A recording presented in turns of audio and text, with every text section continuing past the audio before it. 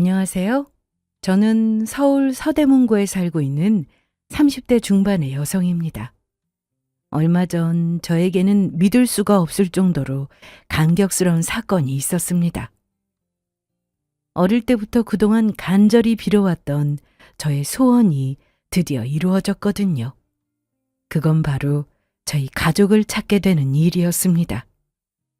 저는 어릴 때 예기치 않았던 사고로 부모님을 잃어버리고 고아로 자라왔거든요. 심지어 그 일은 저를 너무나도 미워했던 시어머니 덕분에 가능한 일이었습니다. 인생 만사가 새옹지마라는 말이 참 맞는 말이더라고요. 지금 저는 새로 찾게 된 제 가족과 함께 누구보다도 행복한 나날들을 보내고 있습니다. 매일 밤 자기 전 아직도 이게 꿈인가 현실인가 믿기지 않아서 얼떨떨해 하면서요. 저의 이 벅찬 마음을 어딘가에라도 전하고 싶어서 이 사연을 보내봅니다. 앞서 말씀드렸다시피 저는 고아로 자랐습니다. 남아있는 가장 어릴 때의 기억은 딱 두 가지였는데요. 그중 하나는 저희 집이 참 행복한 집이었다는 사실이었어요. 저의 기억 속에는 어린 저를 거실 한가운데에 두고 저희 부모님이 손뼉을 치면서 저를 보며 즐겁게 웃으셨던 모습이 자주 있었거든요. 그리고 다른 기억은 부모님과 헤어지던 날의 그 기억이었습니다. 제가 5살이 되던 해에 저희 가족은 밖으로 놀러 갔어요. 아마 그날은 뭔가를 축하하기 위해서 떠났던 날이었던 것 같습니다. 아침부터 케이크를 사고 다 같이 둘러앉아 촛불을 불고 엄마가 아빠에게 축하한다는 말을 건넸었거든요. 하지만 그날이 아빠의 생신은 아니셨어요. 제가 아빠 생일이야? 라고 묻자 엄마가 아니라고 대답했었던 기억이 나거든요. 하지만 그 뒤에 무엇 때문이라고 다시 말씀하셨던 것은 잘 기억이 나지 않았습니다. 그렇게 축하를 마치고 저희 가족은 아빠의 차를 타고 어디로인가로 이동했어요. 아주 멀리 떠났죠. 제가 차에서 졸다가 깨다 한 뒤로도 한참을 더 운전해서 갔던 기억이 나거든요. 물론 그것조차도 당시에는 너무 어려서 거리 개념이 없었던 어린아이의 착각일 수도 있었겠지만요. 도착한 곳은 저는 처음 가보는 낯선 장소였습니다. 그날은 아침부터 날씨가 너무 좋았어요. 그 좋았던 날씨가 나중에는 미친 듯이 내리는 비로 바뀌긴 했지만요. 그날은 주말이었고 사람들이 너무너무 많았습니다. 밀려드는 인파 속에서 저는 자꾸 잡고 있었던 엄마의 손을 놓쳤어요. 결국 나중에는 아빠가 저를 번쩍 안아들어서 본인 어깨에 목마를 태우고 다니셨죠. 과자도 먹고 솜사탕도 먹고 아이스크림도 먹고 너무 즐거운 하루였습니다. 비록 그 하루의 끝에서 그런 악몽이 생길 거라고는 생각하지도 못했었지만요. 그날 저는 부모님을 잃어버리고 말았습니다. 아빠가 뭔가를 찾으러 떠나고 엄마와 함께 둘이서 벤치에 쉬고 있을 때였어요. 저는 누군가가 끌고 나온 강아지에 잠깐 정신이 팔려서 그쪽을 향해 뛰어갔고 엄마는 그런 저를 보지 못했었던 것 같아요. 한동안 저는 홀린 듯이 졸졸 강아지 뒤를 쫓아다녔습니다. 그리고 어느 순간 정신을 차리고 보니 그곳은 이미 제가 알고 있던 곳이 아니더라고요. 저는 엄마와 아빠를 열심히 불렀습니다.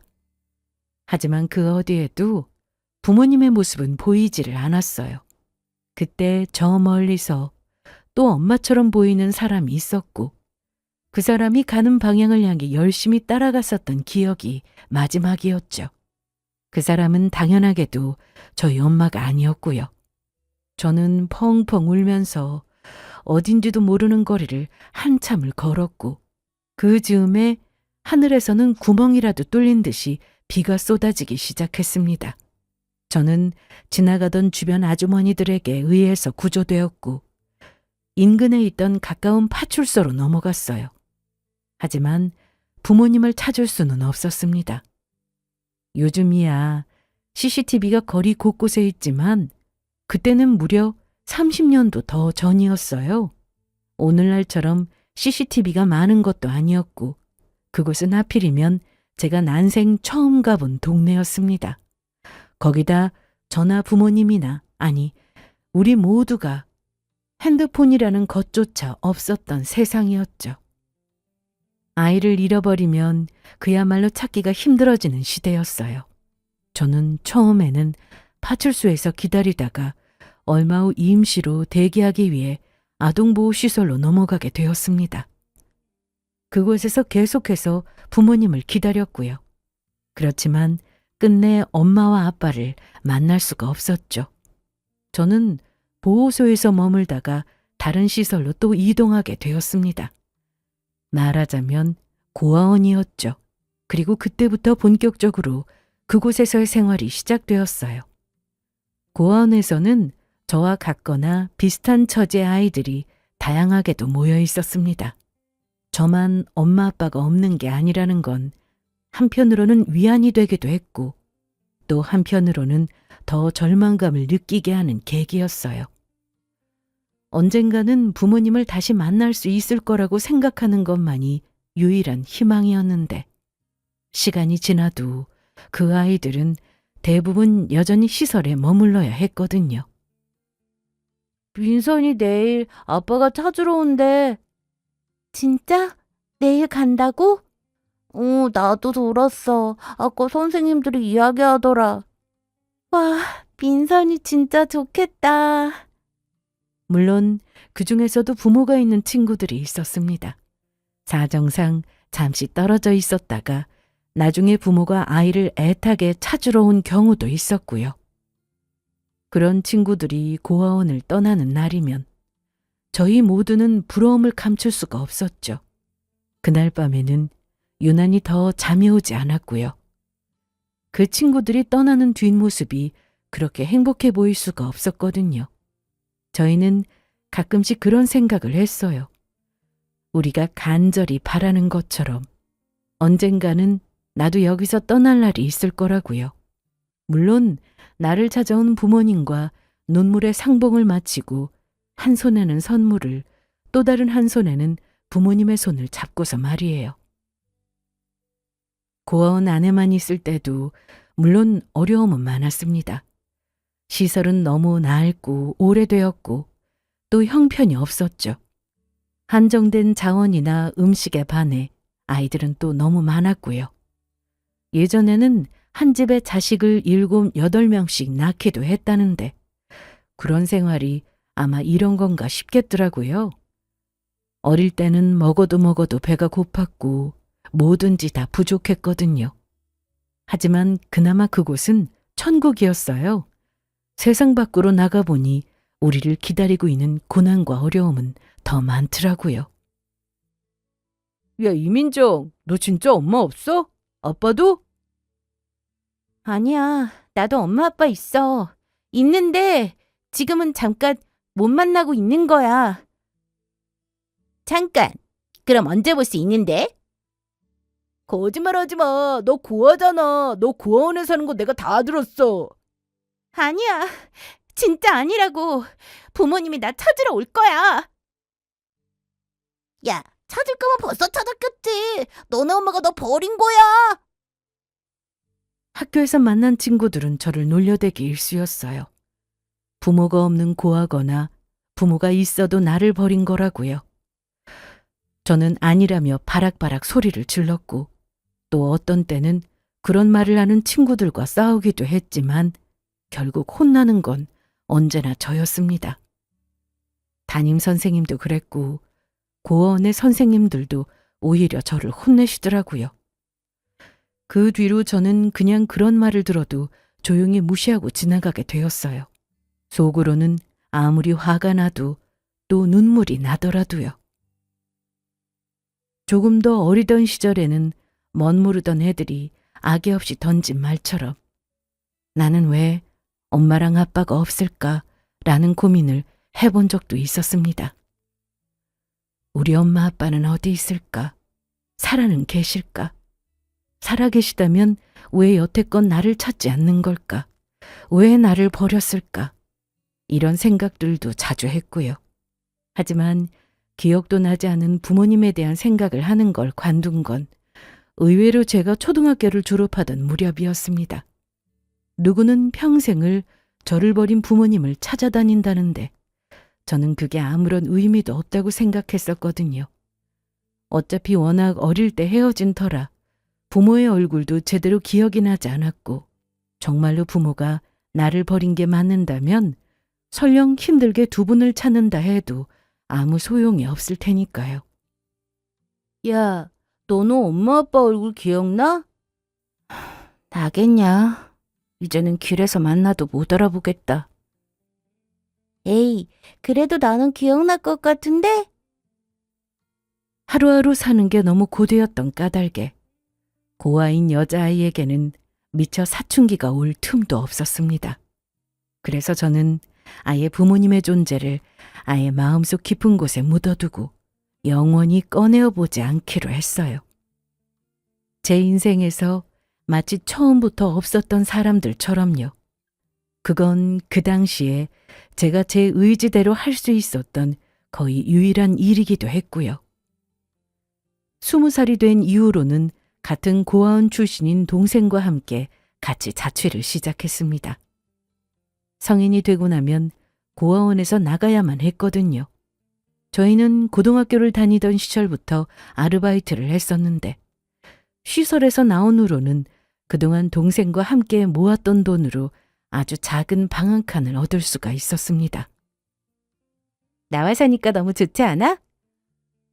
좋기는 한데 앞으로 월세 낼 생각을 하니까 까마득하다. 우리 둘 다 열심히 일하면 그거야 어떻게든 해결되겠지. 그래도 나는 여기 우리 둘만 사는 게 꿈 같다. 그렇기는 해. 너무 좋다 진짜. 달동네라고 불러도 부족할 만한 동네에서도 꼭대기에 위치한 허름한 집이었지만 그래도 살면서 처음으로 독립을 해서 사는 생활은 이상하게 마음이 벅차고도 신기했어요. 거진 평생이라고 할 법한 시간들을 수십 명이 넘는 고아원 친구들과 함께 살았는데 당연히 좋지 않을 수가 없었죠. 저희는 각자 직장을 구하고 열심히 일을 했습니다. 처음엔 급한 대로 아르바이트로 시작한 곳에서 밤낮 없이 돈을 벌었어요.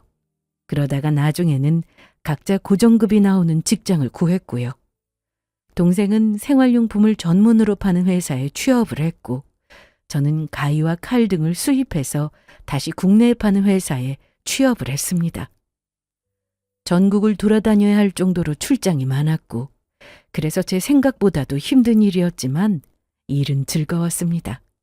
매달 따박따박 안정적으로 돈이 들어온다는 것 자체가 저에겐 너무나 감사한 일이었거든요. 동생과 함께 둘 다 조금씩 돈을 모으기 시작한 뒤로는 이사도 했습니다. 더 이상은 월세를 내지 않아도 되는 작은 전셋집으로요. 월세를 내지 않고서부터는 돈도 더 잘 모이더라고요. 그래봤자 생활비와 공과금을 제외하고 나면 얼마 되지도 않은 아주 작은 돈이었지만요. 저는 큰 욕심도 없었고 지금 어디가 아픈 것도 아니었으니 이만하면 됐다 싶었습니다. 그리고 저는 그때 거래처 사장님의 소개로 남자친구를 만나게 되었어요. 그게 제 인생의 첫 연애였었죠. 남자친구는 저보다 4살이 많은 오빠였습니다. 그리고 제 이야기를 잘 들어주고 저를 누구보다도 잘 이해해주는 사람이었어요. 적어도 연애를 하던 당시에는요. 자기는 하고 싶었던 게 있어? 아니면 앞으로 소원이라든가? 하고 싶었던 거? 너무 많지. 뭐부터 말해야 하나? 그래? 그 중에서 제일 하고 싶었던 게 뭔데? 나는 대학생이 돼서 카페에서 과제하는 거. 솔직히 털어놓기에는 조금 부끄러워서 그동안 그 누구에게도 말하지 않았던 일이었습니다. 하지만 저는 그게 정말 그렇게 부럽더라고요. 예전에 카페에서 아르바이트를 할 때 카페가 대학가에 위치한 곳이라서 손님들이 대부분 인근 학교의 대학생들이었거든요. 딱 제 또래로 보이는 20대 초반의 여학생들이 매일같이 친구들과 함께 커피를 마시러 카페에 왔고요. 단순히 커피를 마시러 온 사람들도 많았지만 카페에서 과제를 하는 친구들도 많았습니다.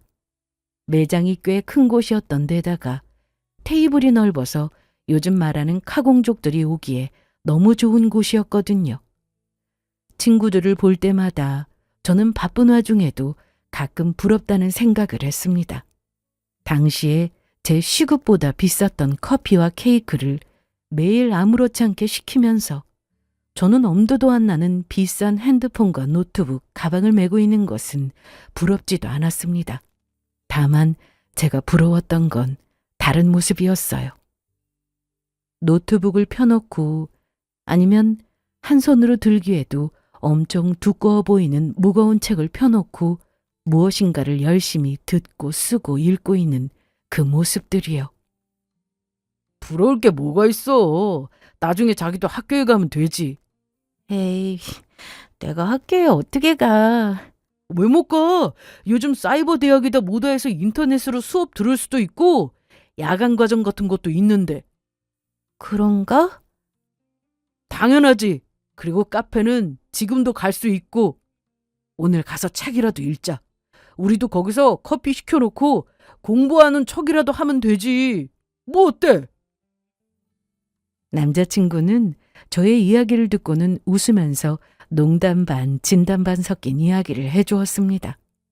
절대로 저의 꿈을 비웃지 않았고 오히려 진지하게 응원해주는 편이었죠. 남자친구는 비록 엄청나게 좋은 학교는 아니었지만 그래도 지방에서 이름이라도 들어왔을 법한 대학을 졸업한 사람이었습니다. 대학을 졸업한 후에 한 무역적 회사에 취업을 하면서 다시 본가가 있던 수도권으로 상경을 했고요. 그때 그 사건 이후로 저는 점점 그 사람에게 진지한 저의 속내를 털어놓기 시작했습니다. 그전까지만 해도 혼자 자라왔던 저에게 누군가를 온전히 믿는다는 건 참 어려운 일이었거든요. 솔직한 저의 이야기를 꺼낸다는 것도 익숙하지 않은 일이었고요. 하지만 남자친구라면 앞으로 그 어떤 이야기를 해도 제 속마음을 털어놓아도 괜찮을 것 같았습니다. 저의 달라진 태도를 알게 모르게 느꼈는지 남자친구 역시도 저에게 더 깊은 이야기를 하기 시작했고요. 저희는 그렇게 점점 서로에게 의지하기 시작했습니다. 그리고 2년 반쯤 사귀고 나서 결혼을 했어요. 예기치 못하게 제가 임신을 하게 되었거든요. 원하던 타이밍에 찾아온 아기는 아니었지만 저는 그 아기를 외면할 수가 없었습니다. 아기를 아빠 없는 자식으로 만들 생각은 더더욱 없었고요. 그건 남자친구도 저와 마찬가지였어요. 당연히 낳아야 한다고 말했고 바로 결혼 계획을 세우자고 말했죠. 하지만 저희가 예상하지 못했던 것이 또 하나 있었습니다. 그건 시댁의 엄청난 반대였어요. 내가 너한테 뭐 엄청난 걸 바라기를 했어, 뭘 했어? 그냥 너랑 비슷하게 대학 나온 여자 만나서 평범하게 아기 낳고 사는 게 이 엄마 꿈이라고 했지? 근데 뭐가 어째? 요즘 세상에 대학 나온 게 무슨 의미가 있어요. 그리고 대학이야 정 그러면 나중에 다시 다녀도 되는 거고요. 웃기는 소리 하지 좀 마. 남들 다 다닐 때 안 다니는 학교를 나중에 언제 다닐 건데. 그리고 다 늙어서 뒤늦게 학교 다니는 게 무슨 의미가 있어? 싫은 게 그것뿐이기만 하면 내가 말을 안 하지. 뭐? 이제는 하다 부모도 없는 고아라고? 어머니, 그게 민정의 잘못은 아니잖아요. 왜 어쩔 수 없는 일로 이렇게까지 반대를 하세요? 남자친구는 정색을 하면서 이 결혼을 반대하는 시댁 식구들을 말렸습니다. 특히나 예비 시어머니의 반대는 극심했어요. 대학도 안 나오고 심지어 고아에 가난하기까지 하다면서요. 물론 저도 속이 상했습니다. 이런 상황에는 익숙했지만 저도 사람이었으니 면전에서 하는 반대에 화가 나는 것도 당연했고요. 미안해, 민정아. 어머님께서 저렇게 화내시는 분이 아닌데 왜 저러시나 모르겠네. 아니야. 반대하시는 것도 이해해. 하지만 한편으로는 이해가 된다 싶기도 했습니다. 제가 남자친구의 부모님 입장이었어도 저보다는 조금 더 상황이 나은 며느리가 들어오길 바랬을 테니까요. 하지만 이 결혼을 엎을 수도 없었습니다. 앞서 말씀드렸다시피 저에게는 선택의 여지가 없었거든요. 저는 애초에 아기를 지운다는 선택지가 없었고 뱃속에 있는 아기에게는 당연하게도 아빠가 필요했고요. 무슨 반대가 있었건 어쨌거나 결국 저희는 결혼을 했습니다. 남편이 워낙 강경하기도 했고 뱃속에 있는 아이 때문인지 시어머니도 끝까지 반대를 하지는 못하셨거든요. 하지만 결혼을 했다고 해서 모든 일이 다 끝나는 것은 아니었습니다. 시어머니의 구박은 결혼 이후에도 계속해서 이어졌어요. 어떤 날에 도저히 참을 수 없을 정도로 심해지기도 했죠.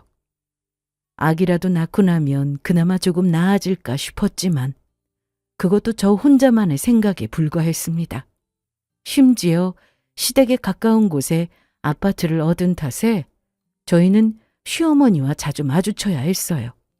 저만 보면 못 잡아먹어서 안달이었던 시어머니는 한편으로는 제가 보이지 않는다면서 구박을 하시기도 했거든요.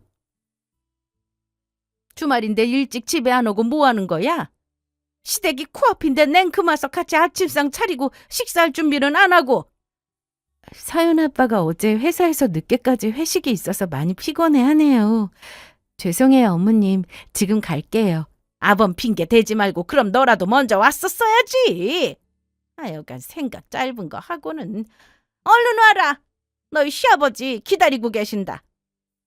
매주 주말이면 시댁에 가서 다 같이 모여 아침상을 차려 먹는 게 일상이 되었습니다. 남편한테 물어봤더니 이게 원래 집안 전통이었다고 하더라고요.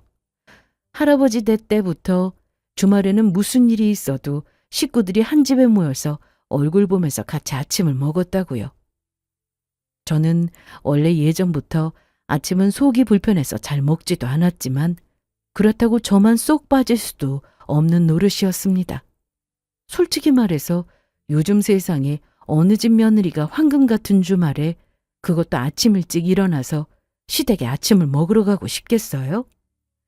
그래서 결혼 직후인 초반에는 남편에게 꼭 가야만 하는 거냐고 물어보기도 했었죠. 하지만 남편은 그런 저를 이해하면서도 은근히 같이 가줬으면 하는 눈치더라고요. 결혼했다고 갑자기 안 가면 서운해하실 거라고요. 이미 미운 털이 박힌 입장이었는데 이것까지 밉보이면 더 힘들어지겠다 싶기도 했습니다. 그때는 남편의 부탁을 들어주고 싶기도 했고요. 하는 수 없이 저는 매주 주말마다 시댁에 가기 시작했고 그게 어느 순간부터는 아예 고정 스케줄로 정해지게 되더라고요. 거기에는 제가 돈을 벌지 않고 있다는 사실도 컸어요. 결혼을 하면서 저는 몇 년 동안이나 다녔던 회사를 그만두게 되었습니다. 정확하게는 결혼을 하면서가 아니라 임신을 하면서부터였죠. 입덧이 너무 심해서 도저히 일을 할 수 있는 상태가 아니었거든요. 물만 마셔도 토하고 식사를 제대로 못하다 보니 탈수와 어지럼증이 너무 심해지는 바람에 병원을 들락거려야 했습니다. 거기다 입덧이 조금 나아졌을 때도 임신성 디스크와 신경통에 시달려야 했어요.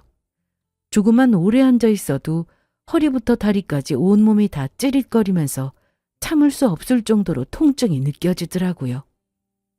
그 상태로는 도저히 회사를 다닐 수가 없었습니다.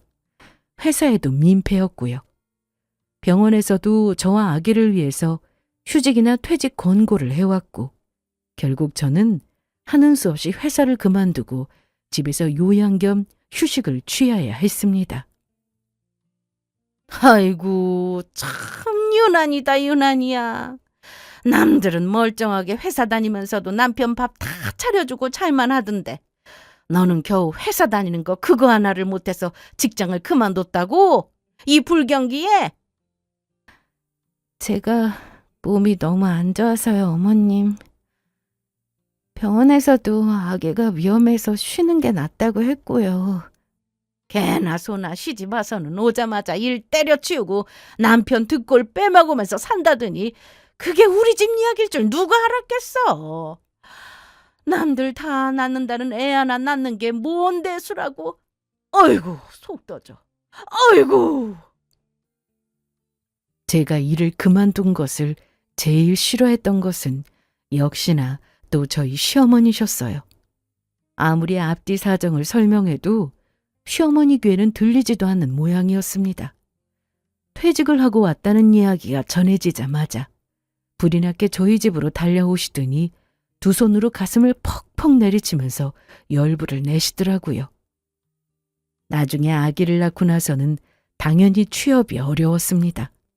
미혼인 젊은 여자들도 취직이 그렇게 힘들다던데 결혼한 데다가 애까지 딸린 고졸 출신으로는 더 말할 것도 없었죠.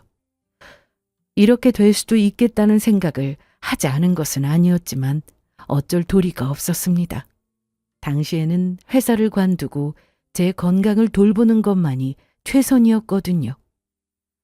불행 중 다행이라면 태어난 아기가 너무나도 사랑스러웠다는 사실이었습니다. 저희 부부는 한동안 아기를 키우는 재미에 푹 빠져서 힘든 줄도 모르고 하루하루를 버텨내고 있었어요. 아빠, 아빠, 이거 봐봐. 아빠 지금 바쁘니까 엄마한테 가서 놀아. 여보, 서연이 한 번만 좀 봐줘. 오늘 당신 보여준다고 하루 종일 그림 그린 건데. 아, 봤잖아. 아까 집에 들어왔으면 나 잠깐이라도 편하게 좀 쉬자. 아침부터 지금까지 일하고 들어왔는데. 문제는 그 시간이 그렇게 길지 않았다는 사실이었습니다. 저와 같은 마음인 줄 알았던 남편은 시간이 지날수록 점점 아이에게 소홀해져 갔거든요. 남편이 퇴근하고 집에 돌아와 제일 많이 하는 말은 바빴다, 피곤하다, 힘들다였습니다. 서연이가 아빠를 보며 반가워서 잠깐 말을 거는 것조차 귀찮아했고 제가 부탁하거나 딸아이가 조르지 않으면 스스로 먼저 책 한 번 읽어주는 법이 없더라고요. 저와의 대화가 점점 사라지고 있는 것은 말할 필요도 없었습니다. 저와의 관계가 그 모양인 것은 그래도 제가 참을 수가 있었어요. 하지만 딸아이에게까지 무심하고 무책임한 아빠가 되는 것은 너무 서운하고 이해가 되지를 않더라고요. 이 문제로 남편과 여러 번 이야기를 나누기도 했지만 달라지는 것은 그때뿐이었습니다. 한 며칠 반짝 서연이에게 잘한다 싶더니 돌아서면 또다시 예전의 무심한 모습으로 돌아가 있었고요. 그래도 달리 방법이 없더라고요. 그나마 지적을 할 때마다 아주 조금씩이라도 나아지기는 했으니 힘들더라도 계속해서 이야기를 하는 수밖에 없었죠. 딸아이가 자라는 모습을 자세히 보지는 못하는 자신을 언젠가는 후회하기를 바라면서요. 그러던 어느 날 시어머니에게서 전화가 걸려왔습니다. 예. 애미 너 서윤이 어린이집 가고 나면 하루 종일 집에 있지? 내일부터 가게에 나와서 일 좀 하거라. 가게를요? 그래, 요즘 아줌마 2명이 한 번에 그만두는 바람에 여기 아주 바빠서 난리가 났어.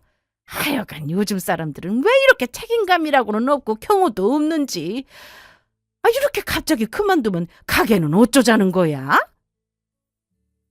시어머니는 제 대답을 끝까지 다 듣지도 않으시고는 막무가내로 전화를 끊었습니다. 애초에 제 의견은 중요한 게 아니었죠. 시어머니는 남편이 어린 시절부터 식당을 하고 계셨습니다. 처음에는 기사식당을 운영하셨다고 하더라고요. 그러다가 저희가 결혼하기 몇 년 전부터 고깃집으로 업종을 변경하셨고요. 시아버지는 공무원을 하다가 퇴직을 하셨는데 평생을 박봉으로 살아서 그런지 시어머니가 일을 하지 않고서는 도저히 생활이 불가능했다고 하더라고요. 그러다가 가게가 잘 되는 바람에 오래전이지만 잠깐 TV 방송에도 나온 적이 있었고요. 요즘은 광고회사에다 돈을 주고 홍보를 하기도 한다고 하던데 처음에는 그것도 하시다가 장사가 잘 되기 시작한 이후로는 그럴 필요조차 없어졌다고 하더라고요. 남편의 말에 의하면요. 문제는 가게가 잘 된 것과 별개로 시어머니가 너무 욕심이 많으셨다는 점에 있었습니다. 월급만 조금 더 쳐줘도 일을 하겠다는 사람이 줄을 설 텐데 시어머니는 최저시급에 가까운 돈을 주면서 아르바이트생들을 엄청나게 부려먹는 편이셨거든요. 그래서 일을 하던 직원들도 학을 떼면서 그만두거나 질려서 도망가기 일쑤였어요. 이런 일이 비단 한두 번도 아니고 제가 시집을 온 이후로 직접 목격한 것만 해도 벌써 10손가락 안에 꼽을 수 있을 정도였습니다. 여보, 어머님이 나 내일부터 가게로 나와서 일 좀 도우라고 하시는데? 가게? 갑자기 가게는 왜? 일하시는 아주머니들이 또 갑자기 그만둔 모양이야. 2명이나 관뒀다고 너무 바쁘다고 하시네. 아유, 그러게 돈 좀 올려서 주라니까. 어머니도 참... 그런 사정을 잘 알고 있는 남편은 절레절레 고개를 저었습니다. 하지만 저더러 일을 나가지 말라든가 하는 말은 끝까지 하지 않더라고요. 어쨌든 가게는 열어야 하니 사람 다시 들어올 때까지만이라도 좀 도와드리긴 해야 하는 거 아니냐고 하면서요. 그저 서연이 어린이집 마칠 시간 잘 확인해서 집에 들어오라는 말만 되풀이할 뿐이었습니다. 남편의 말에도 물론 일리는 있었어요. 당장 일손이 딸린다고 해서 문을 닫을 수도 없고 하루가 급한 게 가게 일이었으니까요. 이튿날부터 저는 서윤이를 어린이집에 보내자마자 가게로 달려갔습니다. 고깃집이 문을 여는 시간은 11시부터였지만 그 전부터 식재료도 다듬고 청소도 해야 하고 준비해야 할 것들이 많았거든요. 제가 해보았던 그 수많은 아르바이트 중에서도 고깃집은 처음이었습니다. 재료를 준비하는 일이며 서빙을 하는 것도 쉽지 않은 일이었지만 무엇보다도 불판을 나르는 일이 장난이 아니더라고요. 고기 불판이 어찌나 무거운지 2 손으로 들고도 휘청거릴 정도로 엄청난 무게였습니다. 평일에는 그렇게 정신없이 일을 하고 끝나면 다시 또 딸아이를 데리러 어린이집으로 달려갔어요. 주말에는 더 바빴죠.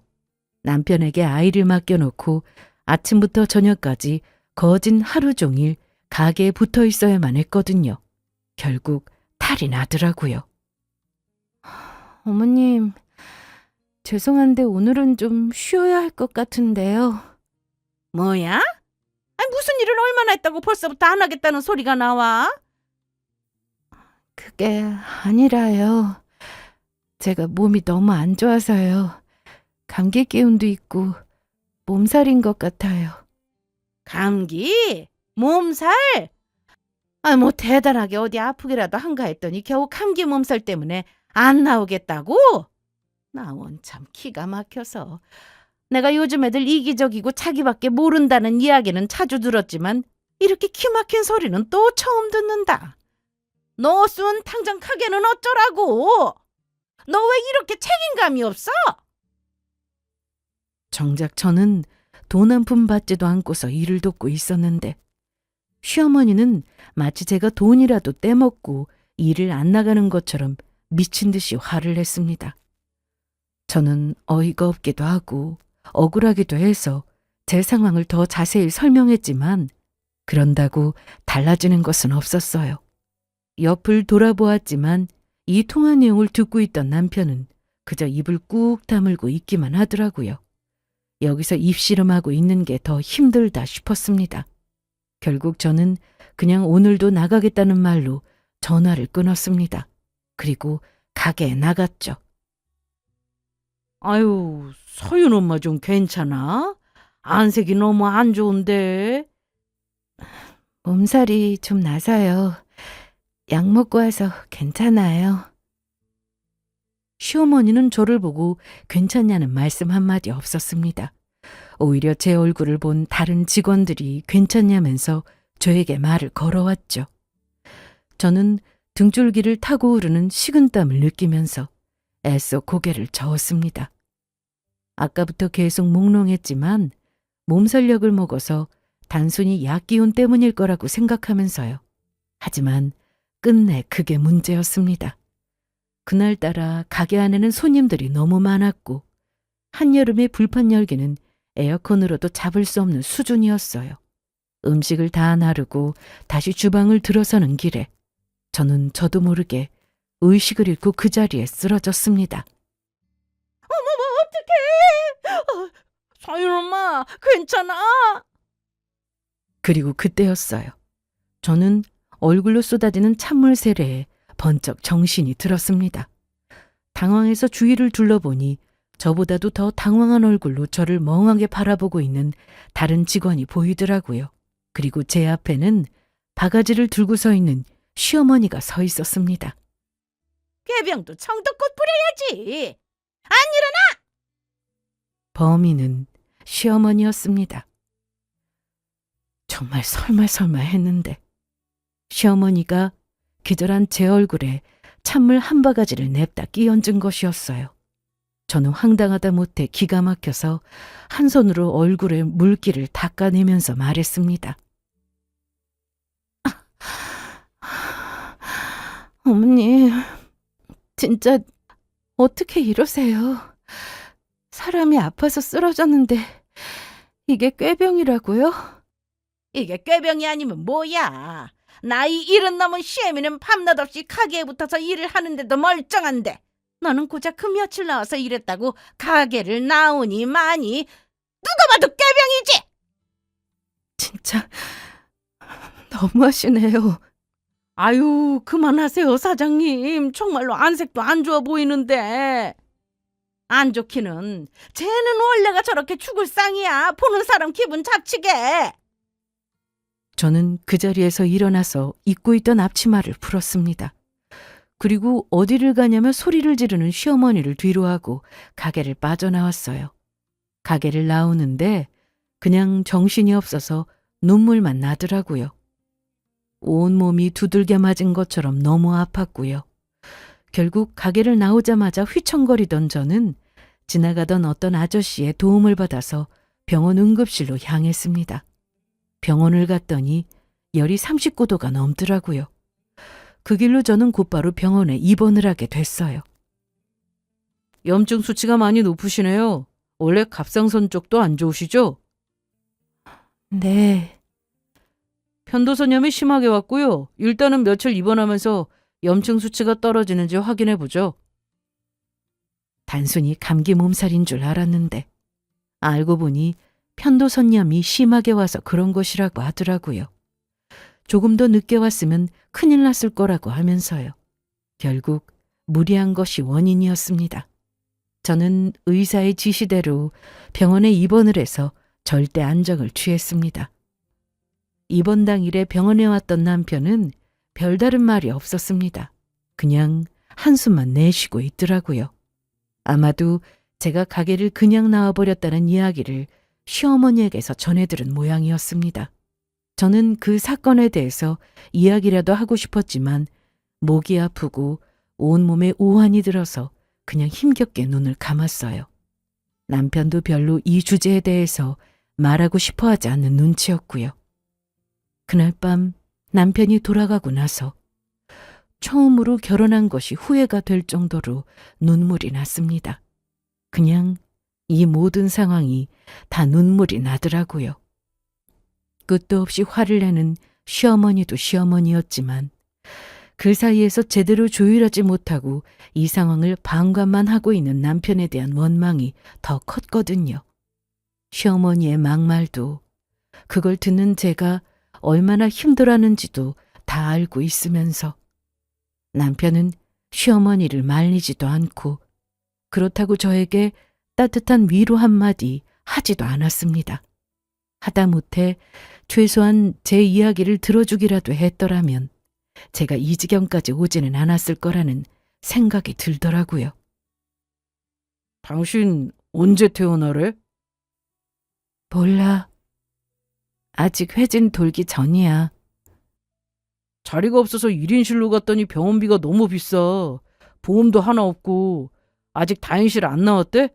더 있을 거면 병실이라도 옮겨주지 참. 그 와중에 남편은 병원비가 비싸다면서 언제쯤 퇴원할 수 있는지를 계속해서 물었습니다. 본인이 병원에다 전화를 건 것도 벌써 여러 차례였지만 결국 환자 본인의 의사가 중요하니 저에게 강력하게 이야기해보라는 의미였죠. 하지만 저는 이대로 퇴원할 생각이 조금도 없었습니다.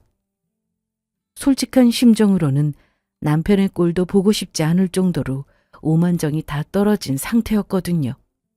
심지어 남편은 이런 상황에서도 애 보기가 힘들다면서 투덜거리고 있었습니다. 그때 저는 처음으로 남편과 이 결혼 생활을 지속하는 것이 맞는지 진지하게 고민하고 있었어요. 퇴원하기 전에 제 마음을 정리하고 싶었죠. 그리고 드디어 다음 날 퇴원해도 좋다는 허락이 떨어진 그날 오후 저는 전혀 예상하지도 못했던 손님을 맞이하게 되었습니다. 혹시 이민정 씨 맞나요? 네, 전데요. 그런데 누구시죠? 조심스럽게 노크를 한 병실 문으로 들어온 건 제가 모르는 손님이었어요. 나이는 저희 시어머니와 비슷한 연배였고 아마도 부부로 추정되더라고요. 두 분이 손을 꼭 마주잡고 들어오셨거든요. 그런데 그 두 사람의 얼굴이 뭔가 심상치 않아 보였습니다. 저를 아래위로 훑어보더니 금방이라도 눈물을 떨굴 것처럼 두 눈에 물기가 가득했거든요. 잘못 찾아온 손님인가 싶었지만 제 이름을 정확하게 묻는 걸 보면 그런 것 같지도 않았습니다.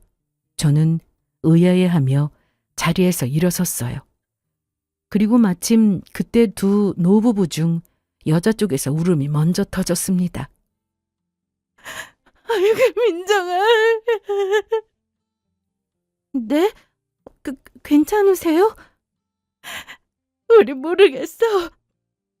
우리 기억 안 나? 네? 그게 무슨... 저는 정말로 이 상황에 당황스러웠어요. 그도 그럴 것이 저는 이분들을 처음 봤거든요. 그런데 뭔가 시간이 지날수록 기분이 점점 이상해지더라고요. 저를 향해서 냅다 통곡을 하면서 자신들을 모르겠냐고 묻는 이분의 얼굴이 어쩐지 낯익게 느껴지기도 했거든요. 이상했죠. 그럴 리가 없었는데 말이에요. 엄마, 아빠야. 우리 얼굴 모르겠어? 엄마, 아빠라고요? 그때였습니다. 저는 머리가 대행하고 울리는 것만 같은 충격을 받았어요. 엄마, 아빠라니. 꿈에서조차 만나고 싶을 정도로 그리워했던 존재였지만 최근에는 입으로 소리내어 불러본 적도 없는 단어였습니다. 하지만 막상 제 입으로 그 단어를 꺼낸 순간 저는 저도 모르게 눈물이 터지고 있었어요.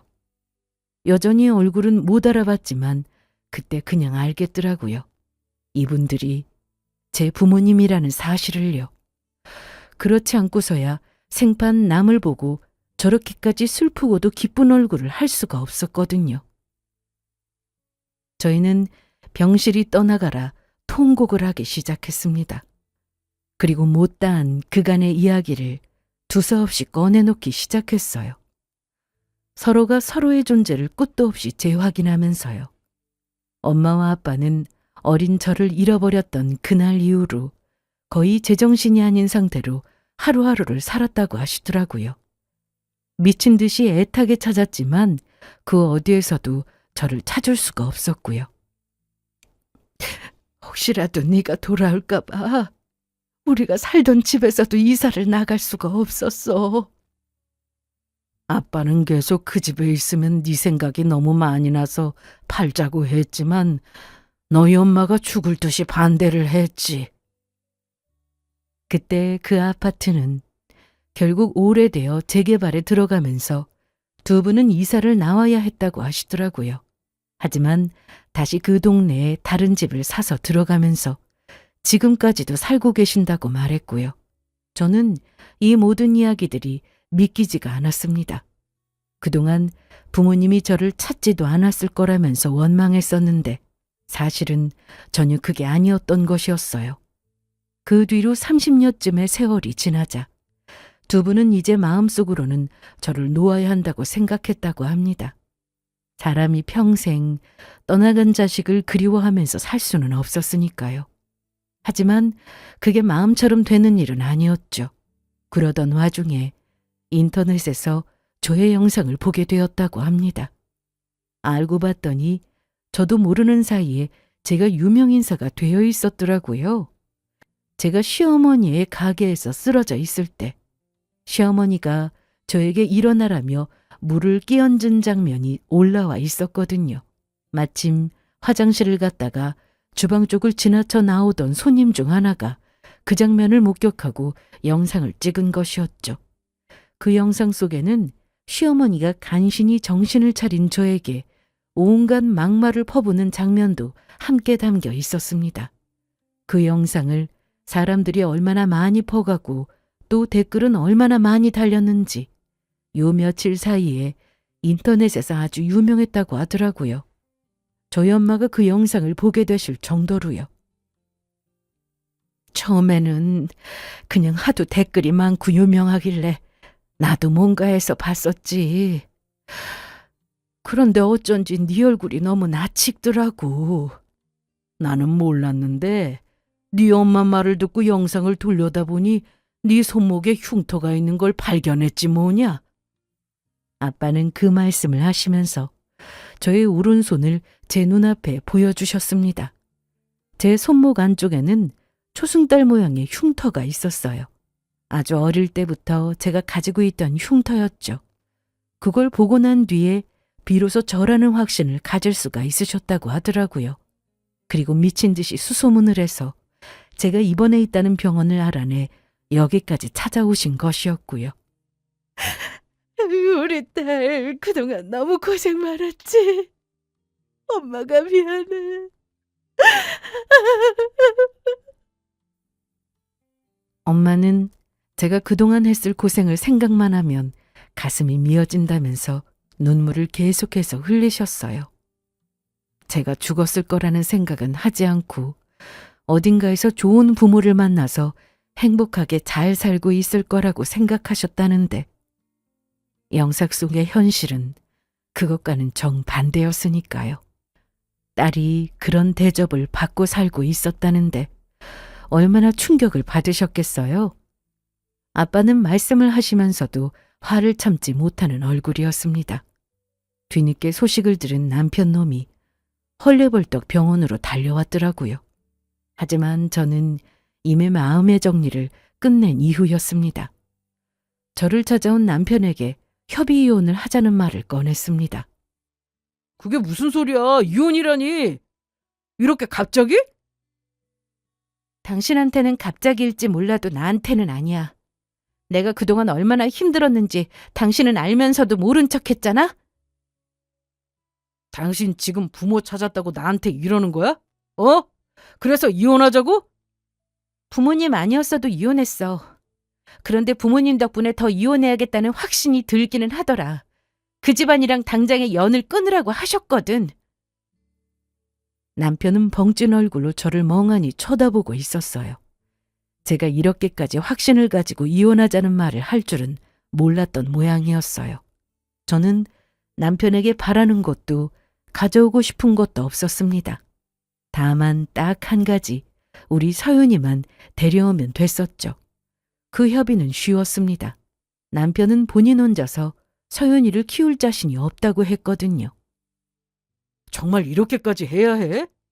진짜 나랑 이혼하겠다고? 아직도 이게 농담으로 보여?